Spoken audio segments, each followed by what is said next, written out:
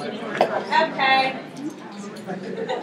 So we're a few minutes late. Sorry, I didn't have to get this time. Yeah. Here we are. Okay, so this is what we've been doing so far. And people keep saying so far.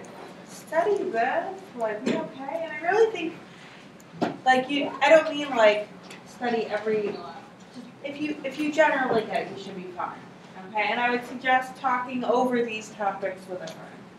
There are less people here today. Yes. Yeah, it's starting. Okay.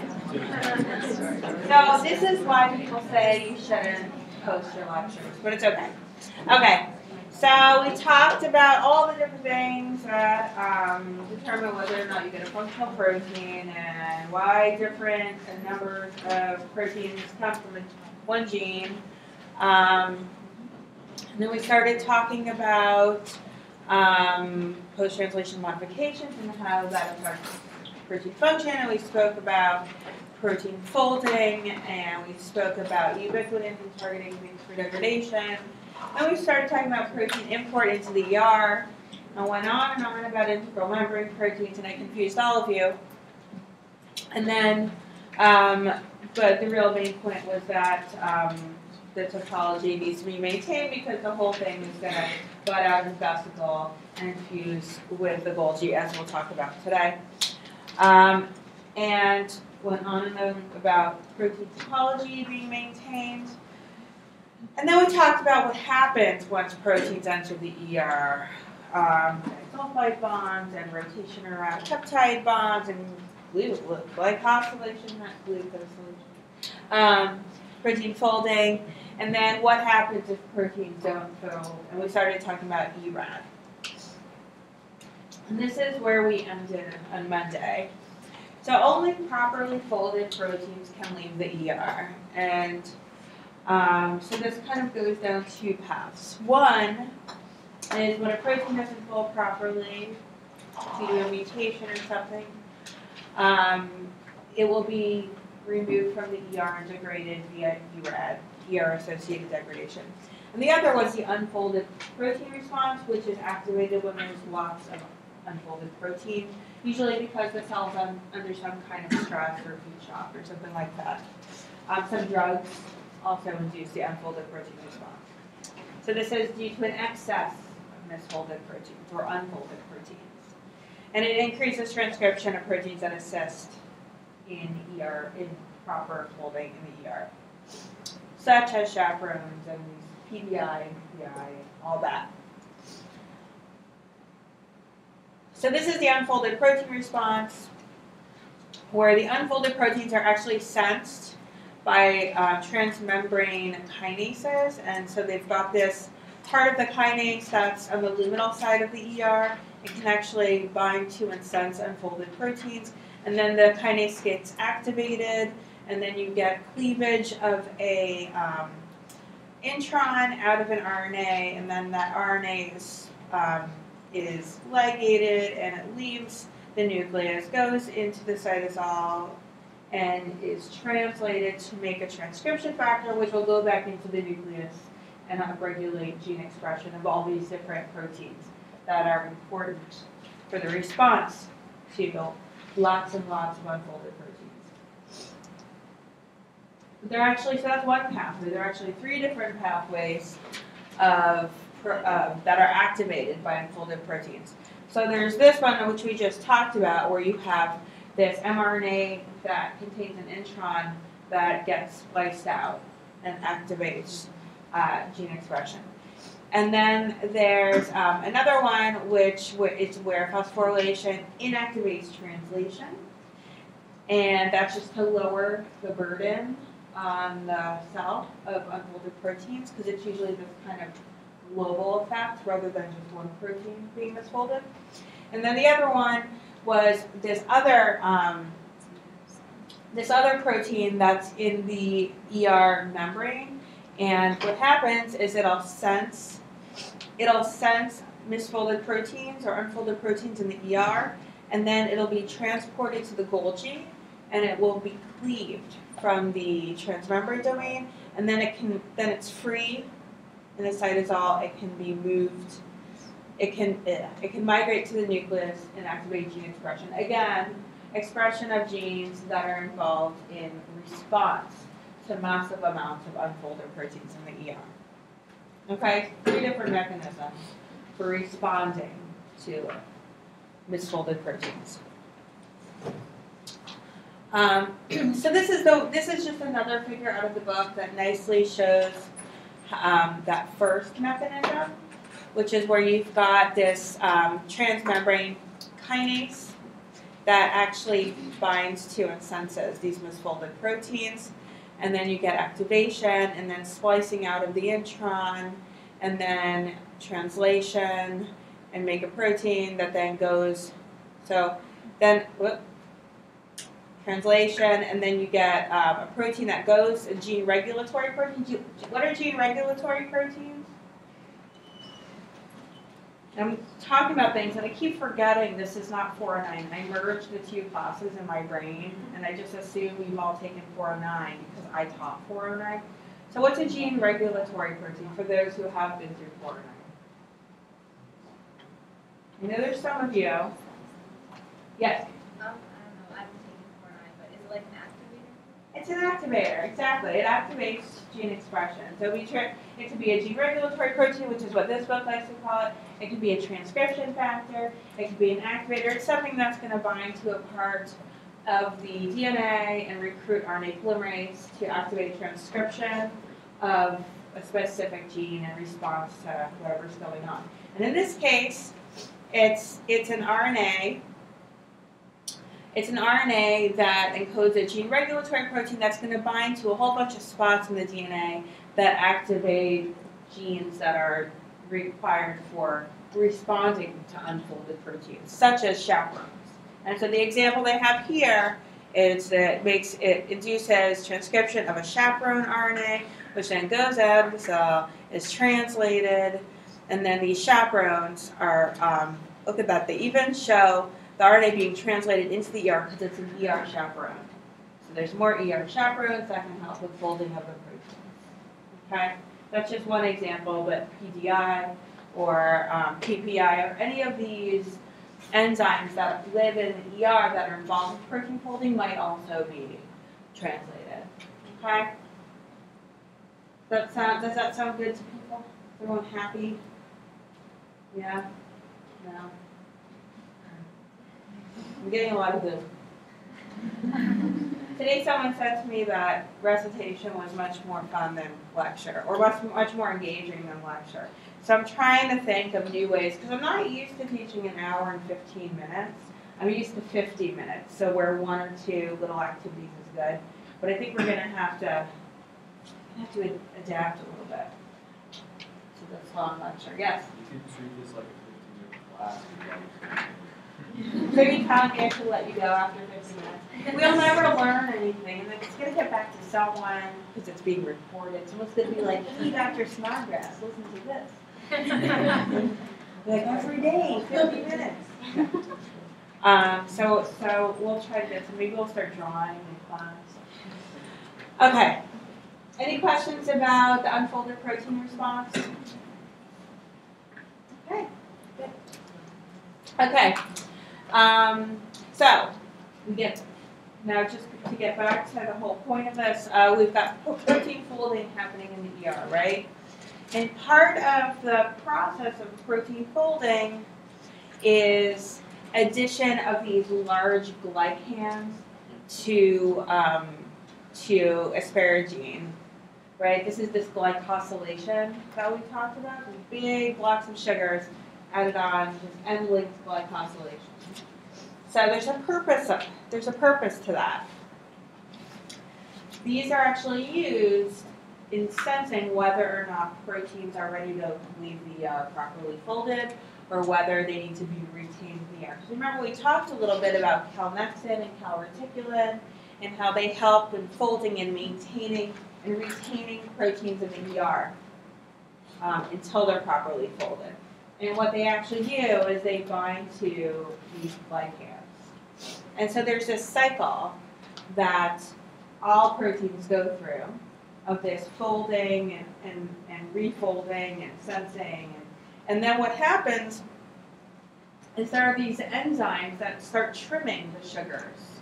And since calnexin binds to the sugars, eventually what happens is the sugars are trimmed in such a way that calnexin can no longer bind, and the protein either exits via vesicle to go onto the Golgi and live its happy life, or if it's trimmed in a different kind of way because it's misfolded, it'll be retrotranslocated. So translocated back out of the ER into the cytosol and degraded by the proteasome. And so that's kind of what this is showing here. You'll have this protein that's unfolded because it's just been translated, and this big chain of sugars will be added to it, and there'll be a little bit of trimming of the sugars. You see you've got 3 glucoses, now you have 1, and that'll allow it to interact with calnexin. And we'll do that while the protein's folding so that it doesn't escape the ER by accident, right? And so there'll be multiple enzymes involved, but then there'll be an enzyme over here that'll trim off another sugar, and that'll prevent interaction with calnexin, and so the properly folded protein, hopefully, will be then trimmed again, and the properly folded protein will then be able to exit the ER. But if it's not properly folded, then a sugar will be added back on. And so then it'll go back to this shape, bind to calnexin, try to fold again. If it's properly folded, it'll leave. If it's still not properly folded, it'll go through the cycle again. So it's this addition and treatment and addition and trimming until it's properly folded. And if it never gets there and it interacts with calnexin and calreticulin for too long, then it's trimmed in a different way so that it can never bind to calnexin again, but then it's retrotranslocated out of the ER and it's degraded. And so that's what's happening here. You've got this misfolded protein that can no longer bind to calnexin, so it can't be refolded anymore. There's something wrong with it. And it'll actually go out through a translocon, so it will not bud out in a vesicle like a happy, healthy protein. It'll be retrotranslocated out into the cytosol. It'll be ubiquitinated and degraded by the proteasome. How's that look? Yes? So it won't just like stay in that loop that was on the last slide just to like get refixed, and actually, like if it's misfolded, it'll just go. It'll go around and around and around, Yeah. but there's a mechanism in the cell for sensing something that's interacting for too long Okay. with calnexin and calreticulin until it reaches this kind of limit where the cell says, okay, well we can't, this is not going to fold properly. Okay. And then it gets kicked out. That's a good question. So the question was, wait a minute, so if it doesn't fold right, it just gets degraded? Well, no, it actually goes through a few cycles of folding before it gets kicked out and degraded. Any other questions? How exactly does it know if it's folded right or not? How exactly does it know if it's folded correctly or not? I'm not really sure. Maybe we should have our first Stump the Teacher question. Okay? Have you guys read in my syllabus about Stump the Teacher questions?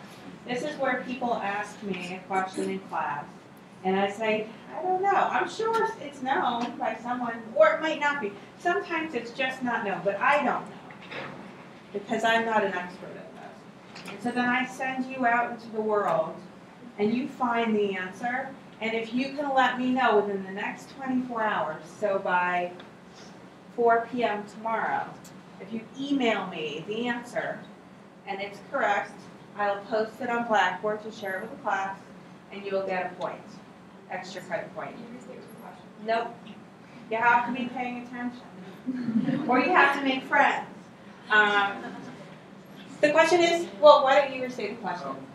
How does the cell know that protein has folded correctly or not before it sends it out to the ER? So how does the cell know if the protein is folded or not, correctly or not? What's the mechanism for sensing correct folding of a protein. There's this whole sugar trimming thing, but what determines whether or not the sugar is going to be trimmed or not, right? That's the question. And so if someone says to me, well, it has to do with the trimming of sugars, I'm going to say, no, that's wrong.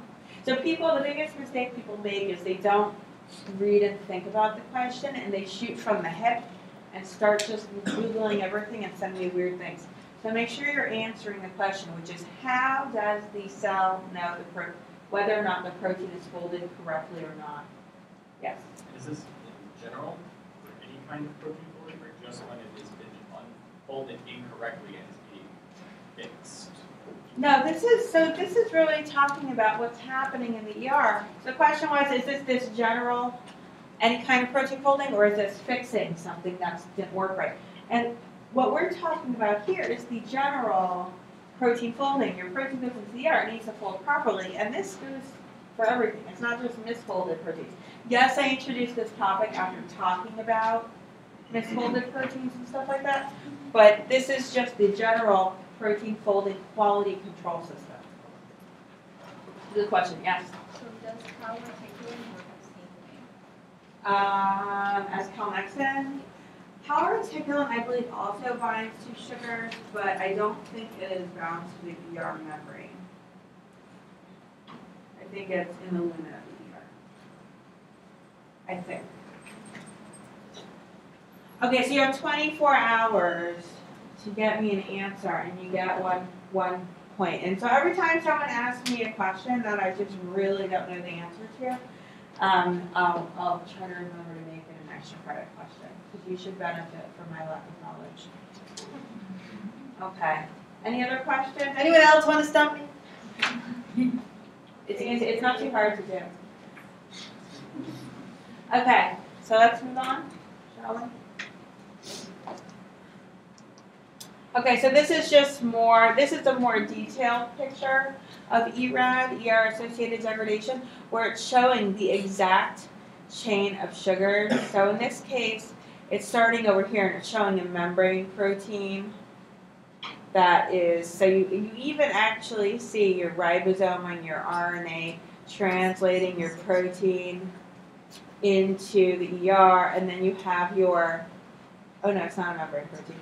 And then you have your block of sugars added to it, and then you have your trimming, and then you have your interaction with your calmexin and your folding happening, and then you have other trimming, and it either goes out. See how it's budding in the vesicle? It's gonna bud and go to the Golgi, or if it doesn't fold correctly, it'll get kicked out. And here, this is wrong. This is from a paper.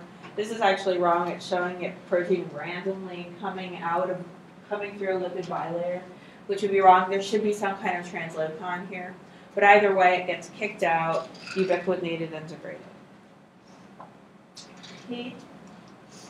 And so, in this case, this is showing that there are people who study the individual sugars and how they're clipped off, and how there's a whole code. You can think of it as the glycan code that determines whether or not a protein will be refolded by calmexin or be degraded or be booted out of the ER. Right, so you can have these two, where are they? Glucose. These two glucoses are just removed by glucosidase when the protein comes right in. That's what allows, so when it's just monoglucosidase, so only has one glucose, that allows it to be recognized by calmexin or calreticulin. And that's what retains the protein in the ER. And it's a final removal of this last glucose that allows the protein to be released from calmexin or calreticulin. And then the unfolded proteins are re-glycosylated by another protein. And then, where is it? Over here, there's a mannose that will be clipped off if the protein is kind of given up on and it needs to go out. So it's recognized. It can no longer bind to calmexin or calreticulin. Not only that, but the sugars are trimmed again so that they're recognized by the machinery required for removal by ERAD. So who knew some sugars were so important, right? It's just the shape of the sugar. Okay, this is very detailed. You do not need to memorize this, or else it will kill you. I'm not going to kill anyone. I think actually it's in poor taste to say that in these days, in these highly violent times. So I will be very disappointed in you if you memorize this. But I do, for those of you who are wanting more detail in order to understand things, I provide it. Okay? Okay, so ERAD, who cares? There's actually some relationship between protein folding and ERAD and disease. In cystic fibrosis, the CFTR, cystic fibrosis transmembrane conductance regulator, which is basically an ion channel, has one point mutation. Now there are different mutations, but they're usually one point mutation that results in this folding of the protein, and it's targeted to the proteasome via ERAD. Isn't that a shame? One mutation. And the shame is that the protein functions fine. It actually is totally functional, but, well, at least one of the major mutations, it's functional, but it's recognized by, it's basically targeted through ERAD, so it never makes it where it needs to go. Then there is juvenile Parkinson's disease. There's inefficient folding of a G protein coupled receptor, and that leads to it being retained in the ER, right? Because you don't want proteins that aren't properly folded to go out, so it's retained in the ER, and then since it's misfolded, it aggregates, and that triggers the unfolded protein response and apoptosis. And then CMV, which is a virus, it promotes degradation of the MHC class 1 heavy chain through ERAD. So that protein is made in the ER because it's a cell surface protein, and the CMV virus itself targets it to be degraded through ERAD. So there's just a few kind of like, hey, this has something to do with something slide, so you care. So you care. I care because I think it's cool, but I know that not everyone's a future cell biologist here. Okay. So, who's tired of the ER? Okay, I like honesty. Okay, I'm not quite tired of the ER, but we'll move on anyways, just to keep you happy. Okay. So properly folded proteins travel from the ER to the Golgi for further maturation. And so I put this beautiful figure up here again because we're going to travel along our secretory pathway. And so now we're onto the Golgi. Notice there's the arrow showing the flow from ER to Golgi, but there's also this reverse arrow. And we'll talk about that too. Okay, so for those of you who've had recitation this week, which is everyone but about a quarter of you, this will start to all hopefully come together. Hopefully you just know it all after recitation, and this is boring because you know it so well. Proteins, they're moving between compartments and secretory vesicles, right? You saw this in the quiz, you saw this in recitation, I've talked about it a whole lot, right? So here's your ER, and proteins are going to bud off, and they're going to travel and fuse to the next place in a secretory vesicle. Okay? Proteins are never just randomly traveling through the cytosol. So that's the beginning of talking about vesicular transport. So I just want to quickly give you another big picture kind of view of this. So this, you can think of these as the secretory and endocytic pathways, right? So the secretory pathway is moving out of the cell where you have ER, Golgi, and then either in a secretory vesicle secreted out of the cell, or it might go to the lysosome, or it might go to the plasma membrane if it's a receptor. And then the endocytic pathway is coming back in from the plasma membrane. And a lot of you guys have drawn this. So transport vesicles have different coats with different functions. And you guys may have heard of some of these before. You've got clathrin, COP1, and COP2. And they go to certain places, and certain coats are found on certain membranes and certain organelles. I'm not going to make you memorize what goes where. Just understand the concept of protein coats and vesicle formation. Okay?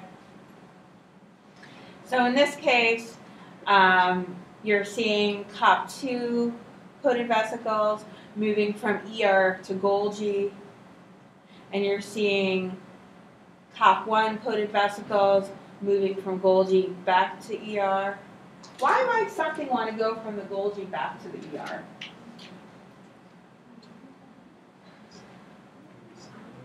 Huh? Maybe a steroid went from the Golgi to the ER. A steroid, okay, I see where you're going. Yeah, but okay. So steroids are interesting. Steroids, so the question is maybe it's a steroid that needs to go to the nucleus, and you're thinking it's just going to follow the whole pathway back, right? But actually steroids are interesting because they're very hydrophobic and can pass through membranes. Yeah, and then they just go straight to the nucleus. But that's a good one. You're like putting something from elsewhere together. Good. Yes? I was thinking maybe if something happens to it once it gets to the Golgi, it needs to get fixed, and it go back to If something happens once it gets to the Golgi, it needs to get fixed, would it go back to the ER? Well, if the pathway, ERAD pathway is working correctly, hopefully nothing that's wrong should ever get out. So not what I'm looking for. There's one more. Yes? If the protein isn't needed anymore. If the protein isn't needed anymore, expand on that.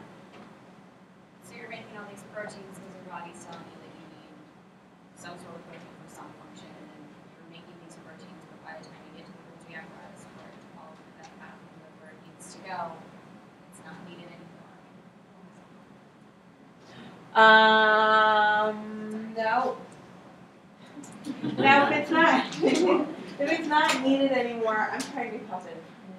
If it's not needed anymore, it will eventually get degraded. But usually once the protein's made, it'll at least finish its synthesis, which is really like the synthesis and maturation. Yes? Isn't that the top of retrograde transport when you're talking about? Is this a path of retrograde transport coming from the cell surface inwards? But let's say you just are going only from the Golgi to the ER.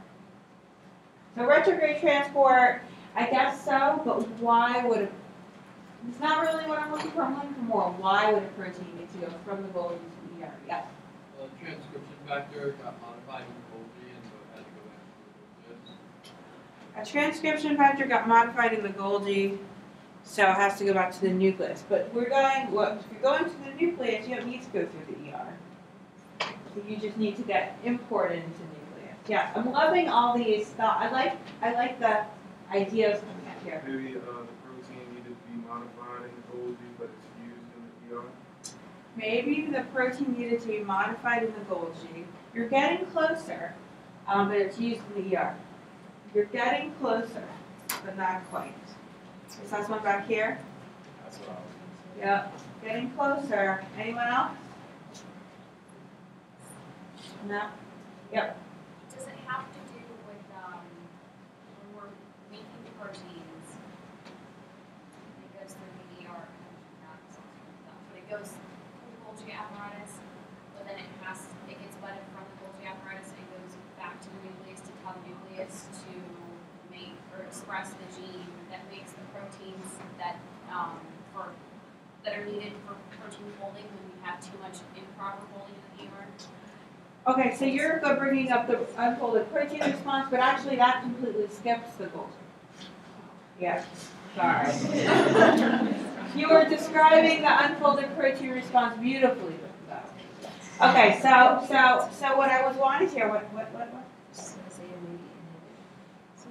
To inhibit synthesis.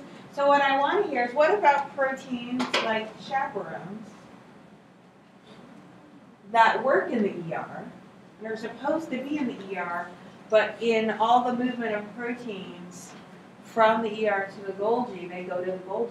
They need to get taken back to ER. So as much as there's this flow of proteins along the secretory pathway, a lot of the time ER resident proteins, so these are proteins that work in the ER.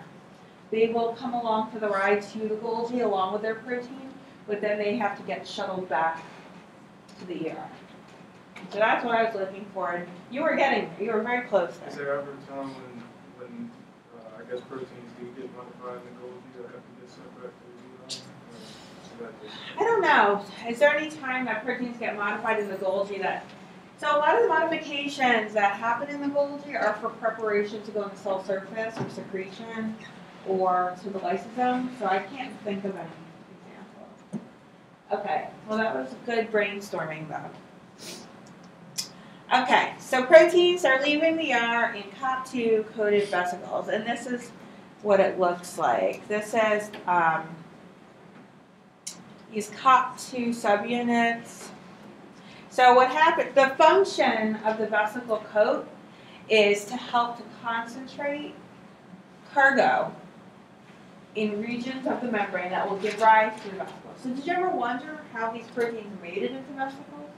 There's actually some, it's purposeful, it's not just random. And so what will happen is you'll have these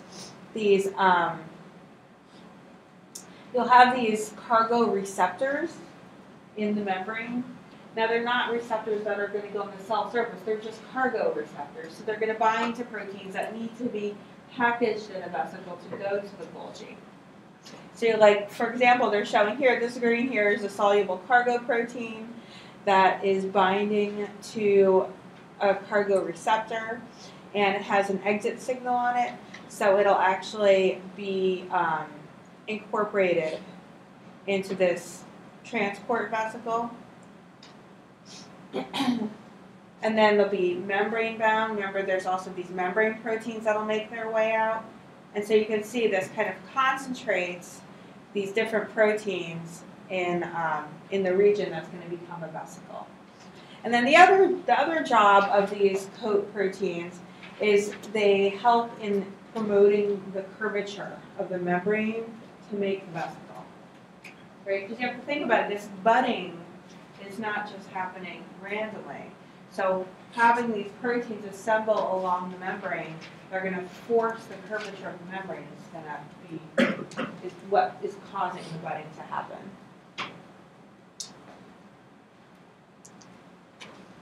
So clathrin, or there are all these different coproteins, but what I'm going to talk about here is clathrin. So there'll be clathrin, and there are adaptor proteins, and dynamin, which are involved in clathrin-coated vesicle formation. And this is just a model for a vesicle formation. The other codes have different proteins, but this is what we're talking about here. It's clathrin-coated vesicles. And so you'll have your cargo receptor, which will bind to your little red cargo molecules that need to be packaged in the vesicle. And then there's this adaptin, which is just an adaptin molecule that's going to allow for clathrin to interact with a cargo receptor. And then you notice that clathrin binds and it has this curve to it, and it's that curving that causes the membrane to start to bud upwards, to form that curvature and start to bud. And then dynamin binds down here and pinches off the vesicle. So it's this protein that's going to wind tight around the membrane and pinch off the vesicle. And then once it pinches off, then you have release of the clathrin coat, and the vesicle goes along on its way. Okay? Any questions? Okay. Right, so here it's just showing dynamin is meeting the pinching off of these clathrin-coated vegetables. That's a day, it's horrible. Vegetables. Clathrin-coated vegetables.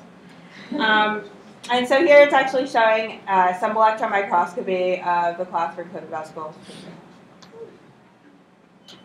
Yes, Would those be the snares that we're getting to snares before you know it. No, so this is the pinching up. The snares are involved in the fusion. So one is vesicle formation, pinching off, and then it goes on its merry way. And the snares are involved in the fusion at the destination. Yeah, good question. Any other thoughts, questions, comments? What's everyone having for dinner? Am I the only one who thinks about dinner at like lunchtime?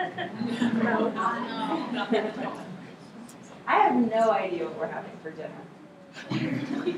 That's a problem. That's a problem when you have kids. Mac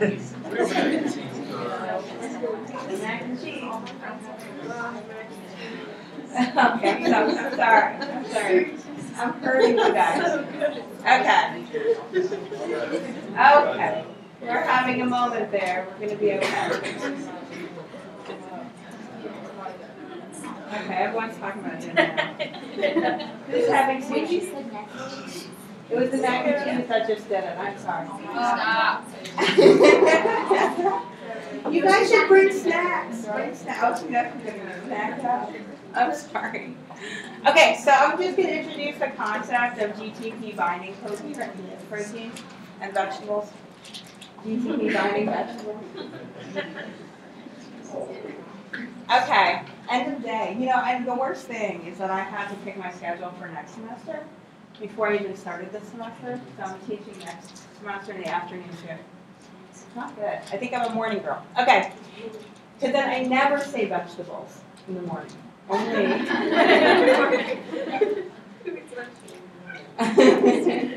There's a lot of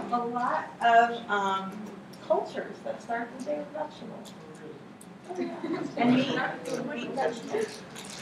Okay. We're a weird culture with our boxed cereals. Right? Who's not from this country and thought that was weird, all these weird boxed cereals, see? Right? Weird boxed cereals. Okay.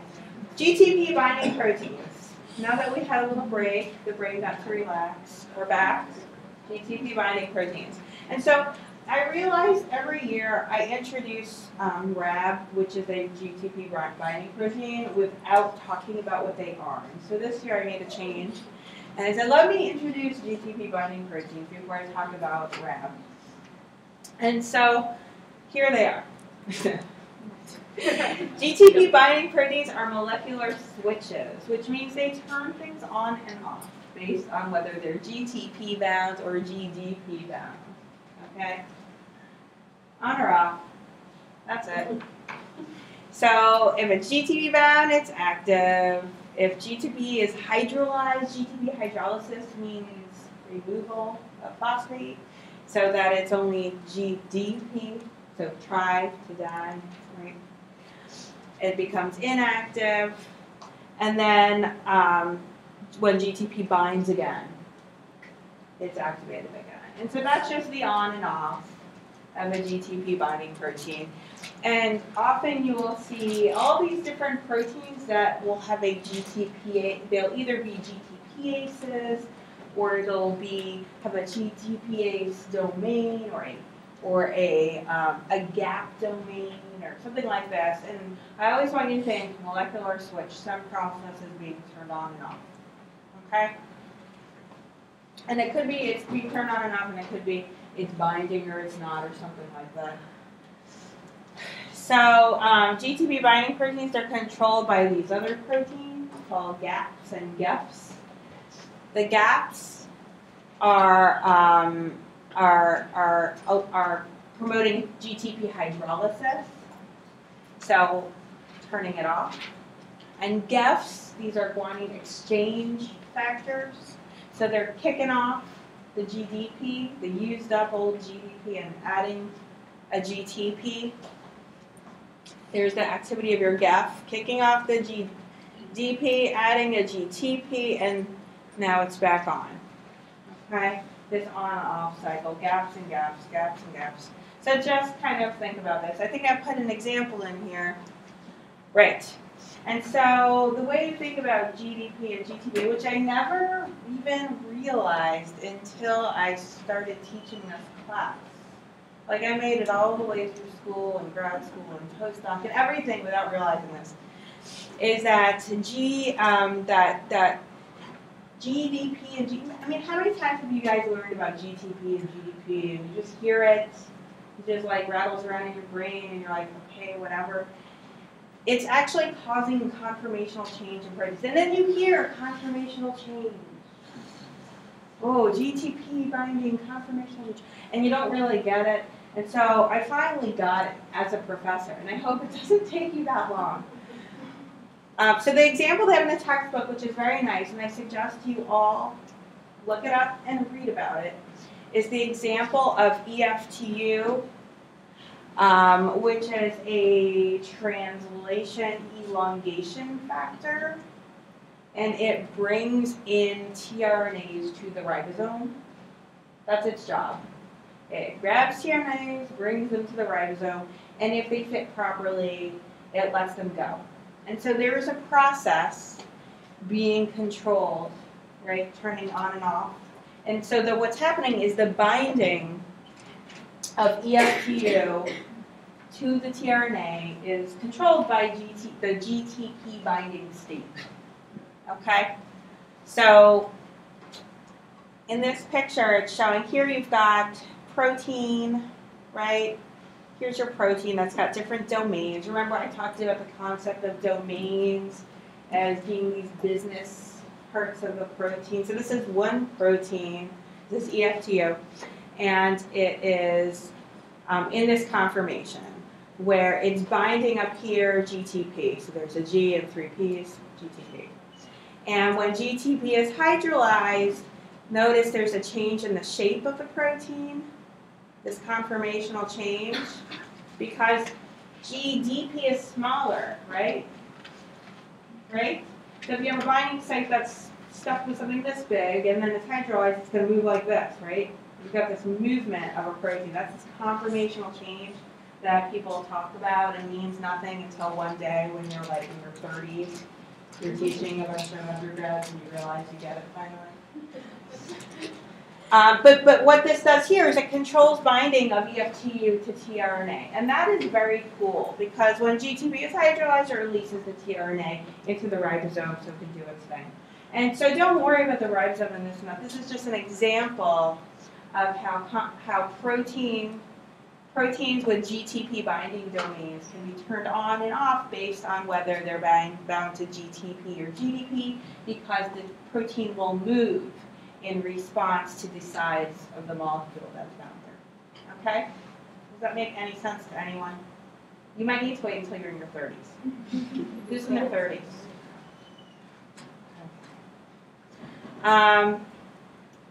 Before I move on, I'd like to give you guys a moment to think about this. Maybe take a mental break and chat with a neighbor about this concept because I think it might be worth dwelling on for a minute. And it's also nice to stop listening to me talk. And then we'll regroup. I'll explain it once more and then we'll move on to a wrap. Okay? So I want you guys to talk to your friends about how conformational change might be affected by GDP and GTP and how that might turn a process on or off. Great.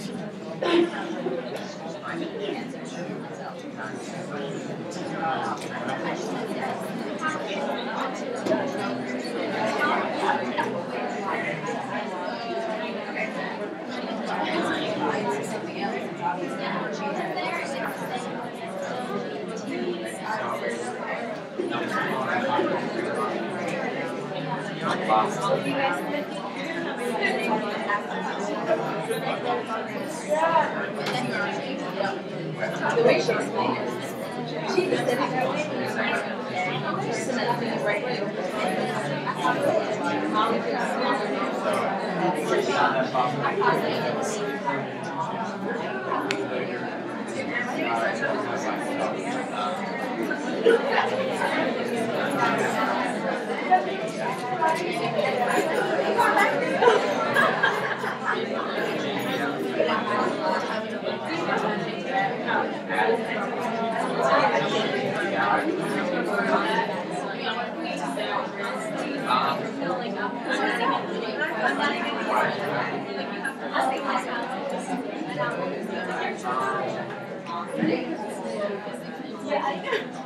You should just like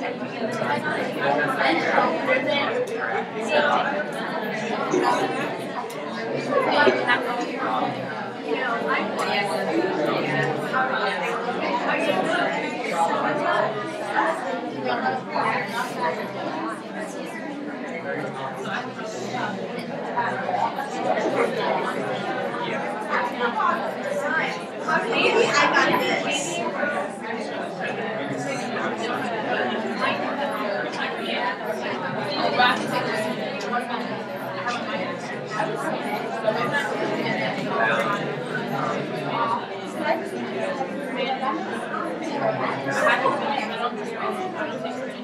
Oh yeah, I just text you that.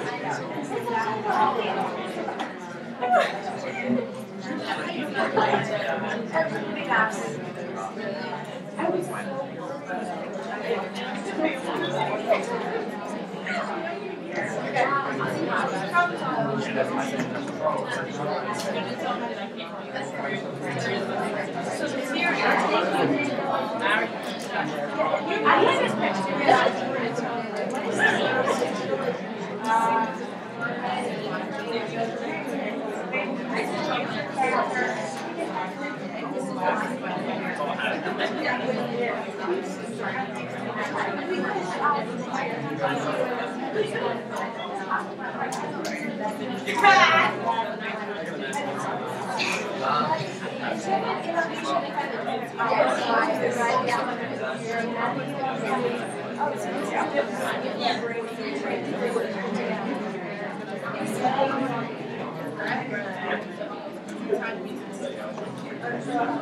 Okay, does anyone have any questions? I'm getting a lot of great questions about, like, some of them are, what are you talking about? And those are one question. Yeah.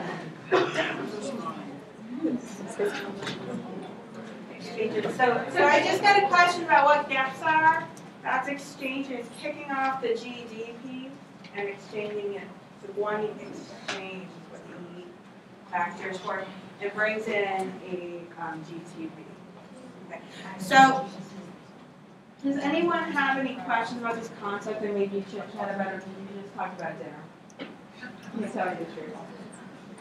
Or vegetables. Or sushi. That's my killer. The sushi killer. Okay. Okay, so we understand. So I'm just quickly going to reiterate the fact that GTP is much larger than GDP. And so when you've got this large thing there and then one little part goes away and it becomes a smaller thing, it's going to change the shape of the protein. Okay, it's going to change the movement of the protein, and that's going to affect the function of the protein because proteins are binding to things. In this case, it's this example of EF2, which we're not talking about translation at all in this part of cell biology, but it's an example of a GTP binding protein. In this example, this is what controls the release of the tRNA from the protein. Okay? Okay, so hopefully you guys will sit on it, you'll think about it, you'll read a little more in the textbook, and then you won't have to hit your 30s to understand this. Okay? Maybe 47. Okay, any other questions? I'm going to move on. Good? Okay, so all of that because I wanted to introduce RAB, because RAB is a GTPase, it's a GTP binding protein. So right away you should be thinking this is a molecular switch. That's turned on when it's GTP bound. It's turned off when it's GDP bound. So after GTP hydrolysis, it's turned off, and it must be controlling the binding of something or some process. Okay? That's what I want you to automatically think when I say GTPase or molecular switch or GTP binding protein or anything. So RAB proteins help to determine the specificity of vesicle targeting. So here, if you're RAB GDP, you're inactive, and if you're RAB GTP, you're active, right? And so what you have is here's your vesicle with your cargo protein and your cargo receptor, and here's your RAB GTP, and here's your snare. Oh, we're starting to see snares. It's coming. I told you it was coming. And so what happens is this vesicle's kind of bouncing around, heading towards randomly heading towards the Golgi in this case. So we'll say this just butted off the ER, it's heading towards the Golgi, and what's going to happen is the Rab is going to bind to this tethering protein. It's called the Rab effector. And so it's this protein that's kind of hanging off the Golgi membrane. And so it binds to it and it helps with docking. And right next to it are these T snares. Remember, you've got your V snares on your vesicle and your T snares are on your target. And then you get conformational change, and the V snares and T snares bind. And so there was a lot of conversation and recitation about snares. And really, this is what they're doing. They're interacting with each other, kind of twisting together, bringing the vesicle and the membrane close so that fusion can happen and you can get your cargo released into the ER. Now this cargo, is this going to be a membrane protein, a secretory protein? What do you think it's going to be? A secretory protein. That was a trick question. If anyone was thinking membrane protein, you need to come see. Because it's not in the membrane. Right? That's not in the membrane. Now you might say, but this is actually just a cargo receptor. Okay. Okay, any questions about this? Yeah, no, maybe so. Okay. So there are many different Rab proteins. You have to memorize all of this right away. Over sushi and mac and cheese. And different Rab proteins are in different compartments of the secretory pathway. What do I mean by compartments? It means some are at the ER, some are at the Golgi, some are at the lysosome, some are at the membranes. And they help with this specificity, okay, and the targeting of vesicles to the right place. And as you can see here, you've got Rabs are specific to ER and Golgi and recycling endosomes and synaptic vesicles and late endosomes and all over the place. Okay? So it's a little more complicated than I made it sound, of course, as it always is. But in reality, when you have Rab, remember this is this GTP binding protein question back here? No. Sometimes when I see chit chat, I think that someone's confused, so I want to stop and ask. We're good? Awesome. So Rab has to be active. So Rab will activate more Rab, and then you'll get this kind of Rab domain patch, and then there'll be all these effector proteins, and it just turns into this kind of like Velcro almost, right? Where the vesicle kind of has many places to tether. So it's not just one tethering protein; it's many tethering proteins, and then they can kind of all bind to different Rabs on the vesicle. More snares. So snares are what? So you've got targeting, and then you've got vesicle fusion. So Rabs and snares are functioning together and getting the vesicle to the right place and membrane fusion. And so what they're doing is they're kind of twisting together. And what it's doing is it's bringing these vesicles close together, excluding all the water, and then you get this fusion. Okay, and the example I've been using in recitation is it's like pushing two oil droplets together in water. I don't know, I've never tried that. I can go home and try that.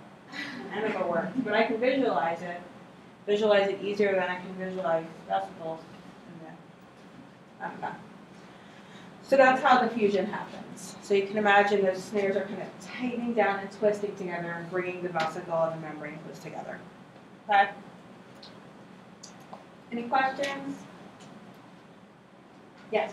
So there's multiple Rabs that grab a hold and pull it down. There are multiple Rabs and Rab effectors that help to kind of pull, help to tether the vesicle to the membrane. Yes? So the Rabs, they just jump back and forth pretty much between like the cell membranes and vesicles. There are Rabs everywhere.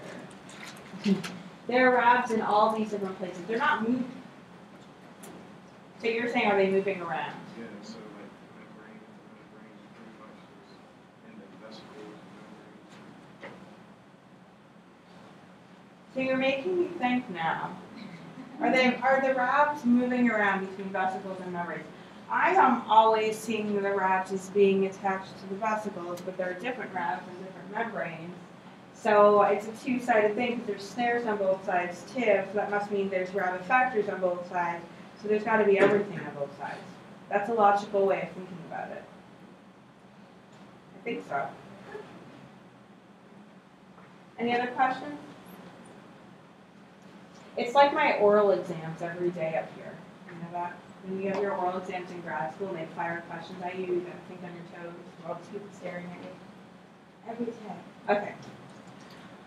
So snares, they have to dissociate, right? So they help with vesicle fusion, but then, right? So you've got your docking and your fusion, but then you end up with like these kind of twisted up snares stuck all over the place, and that's not very useful. They need to dissociate so that they can recycle and participate in future vesicle transport.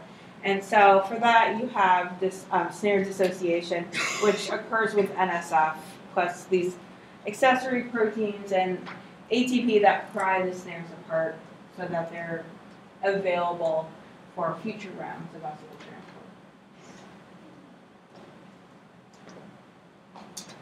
transport. So this is just another picture showing the RAB proteins with vesicle docking and snare pairing.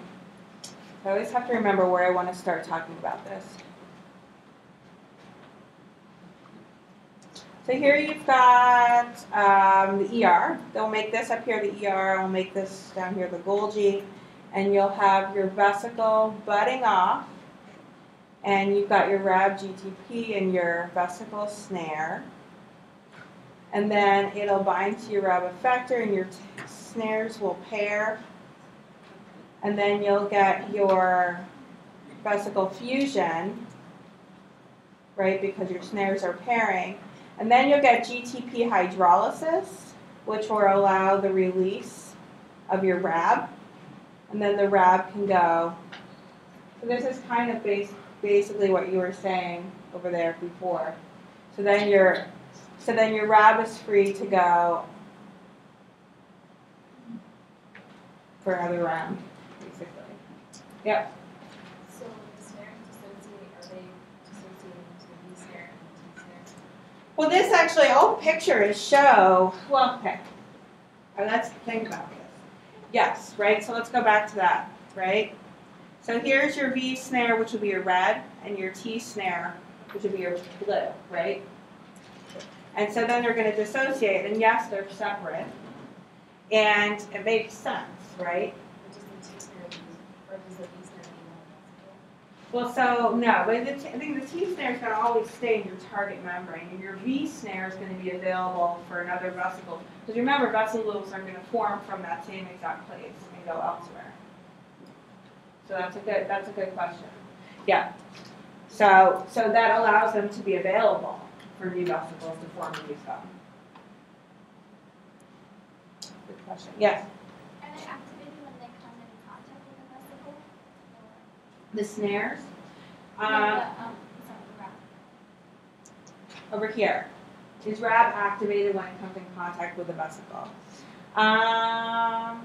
So RAB is activated when it's near this guanine nucleotide exchange factor. So that's at the donor. That would be in the ER. So that's available there. So that can kick off the GDP and add a GTP.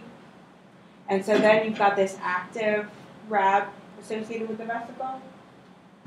And then that'll stay active until membrane fusion, which is where you'll have your GTP hydrolysis, which will be your release. And then your GTP goes on, and there it's actually binding to another protein, which I didn't really talk about, which is this GDP dissociation inhibitor. And then it makes its way back to where it started, where it can interact with a GEF, and then it'll kind of recharge it. Okay, any other questions? Yeah. So going back to our question, so that V snare will just stay there until it's like ready to be paid off with a new vesicle, or is it- Yeah, I mean, well, I'm not really sure, but that's likely. So the question is, will the V snare just stay there until it needs to go off in a new vesicle? And it seems like there's got to be some sort of clustering of snares. Are there snares in this picture? No. There's got to be some way of snares getting clustered in newly formed vesicles. Because remember, membranes are fluid and they're moving, and the different proteins that are in them are constantly moving. And then you've got like this, all these different cargo receptors are also going to kind of cluster in a new vesicle. So there's got to be some mechanism for concentrating these snares in newly formed vesicles, though I don't know what it is. But it seems very logical. Yeah, you guys are good today. I can't do two substitution questions in one day, though. That would just be wrong. Yeah. Okay. Any other questions about this? I'm getting good ones today.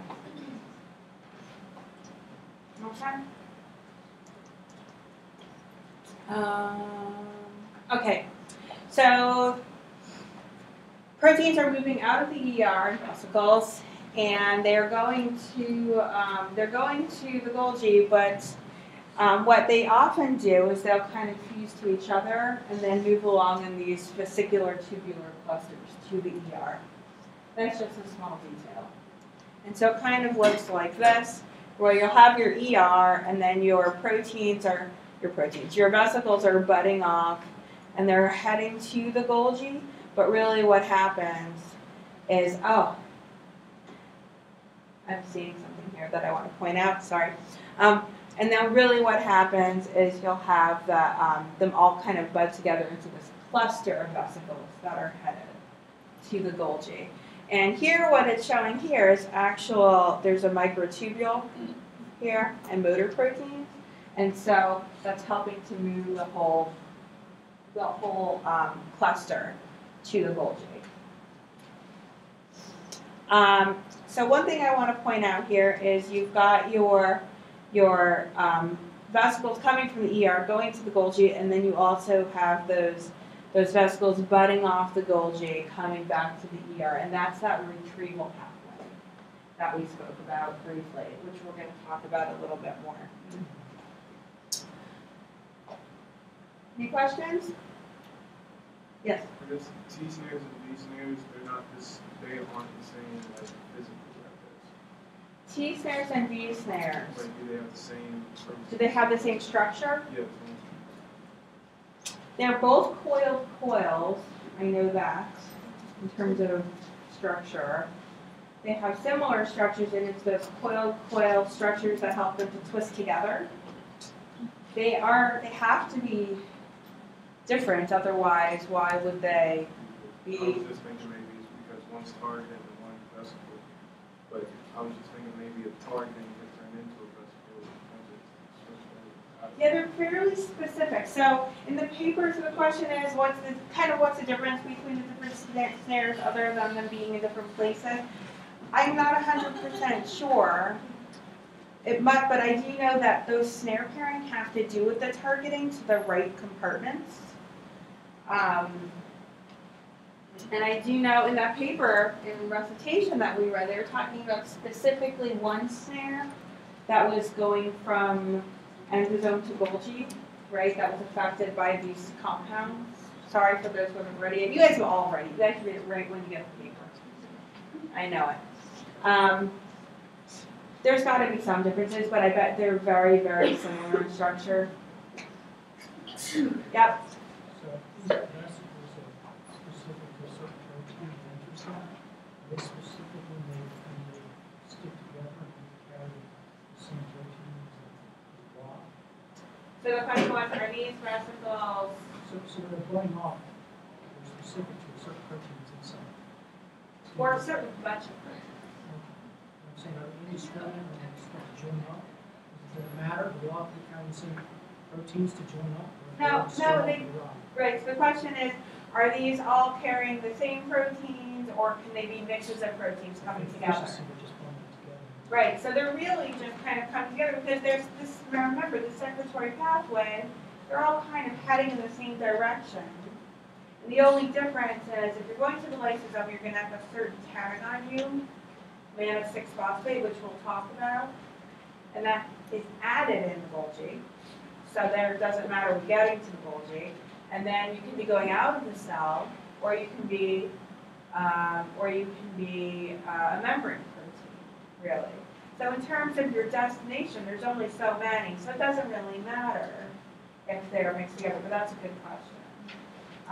There are these cargo receptors that do help to cluster similar types of proteins together. But I believe in vesicles, you'll often I'll have to think about that because I'm thinking now about secretory vesicles that'll let off the trans-Golgi network to go out, and sometimes those will have specific things. I'll have to think about that when we get to Golgi to secretory vesicles. But yeah, it doesn't really matter here. Good question. Okay, we've got 5 minutes. What should we do? Any questions? Okay. So this is where I'm just going to introduce retrieval of resident ER proteins. So proteins that belong in the ER have a certain sequence to them, usually at their C-terminus, which is called KDEL. KDEL. It's literally those amino acids. Who's familiar with amino acid single letter code? Hopefully most of you by now because I've mentioned it. Right? K is lysine. D is, I think, aspartic acid. Am I right? E is leucine. E is glutamate. And L is leucine. Right? Anyways, I'm glad you all know that. I still have to look some of them up. Some of them are hard, but I always remember glutamine because it's a Q, and my friend used to say Q-tamine. Now y'all know glutamine. So they have this KDEL receptor. So there's this KDEL receptor that's going to bind to ER proteins and bring them back.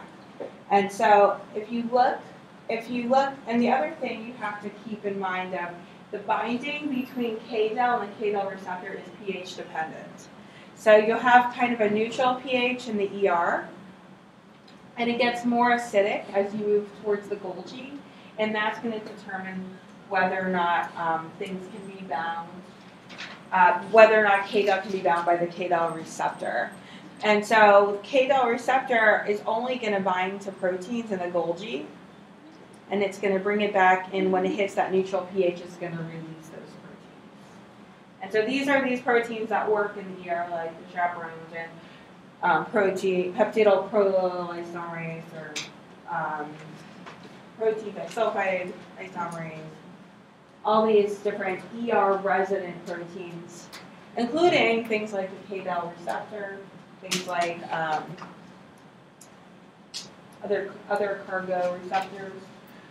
And so the KDEL receptor will associate with the COP1 coat and make its way and bud off of the Golgi and make its way back to the ER. Okay. So what happens if KDEL is missing? Where will the protein go? Where? Raise your hand. If there's no KDEL, where should the protein go?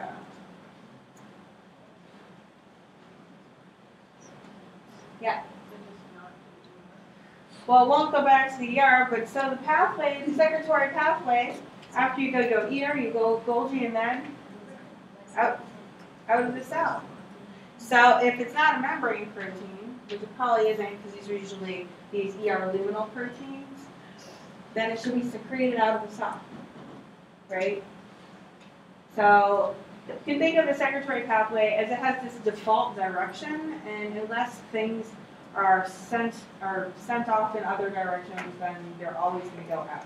So unless it has a transmembrane domain or a mannose 6-phosphate, which we will talk about, or KDEL, it should be secreted out of the cell. Okay, you guys can go away. Go away.